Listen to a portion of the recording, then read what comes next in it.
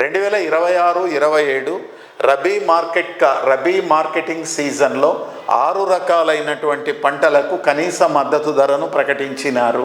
2026-27 rabi market సీజన్లో 297 లక్షల metric టన్నుల ఆహార ధాన్యాలను సేకరించాలని లక్ష్యముగా పెట్టుకున్నారు.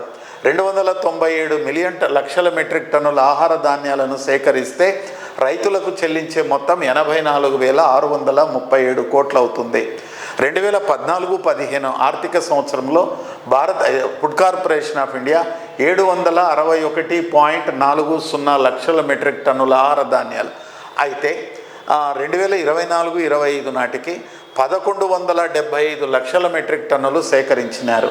అయితే 2014-15లో 761 లక్షల మెట్రిక్ టన్నులకు చెల్లించిన మొత్తం 1.06 లక్షల కోట్లు. అయితే 2024-25 అంటే 2014-15 నుంచి 2024-25 మధ్యకాలంలో కనీస మద్దతు ధరను పెద్ద ఎత్తున పెంచినారు. కాబట్టి ఈ సంవత్సరం 1,175 లక్షల మెట్రిక్ టన్నులు సేకరిస్తే 3.33 లక్షల కోట్లు చెల్లించినారు.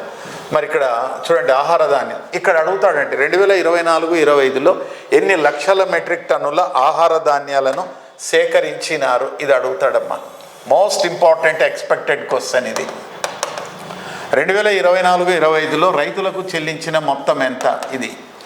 మరి అదేవిధంగా 2026-27 రబీ మార్కెట్ సీజన్లో ఎన్ని పంటలకు ప్రకటించినారు? 6 పంటలకు ఎన్ని లక్షల మెట్రిక్ టన్నుల ఆహార ధాన్యాలను సేకరించాలనుకున్నారు?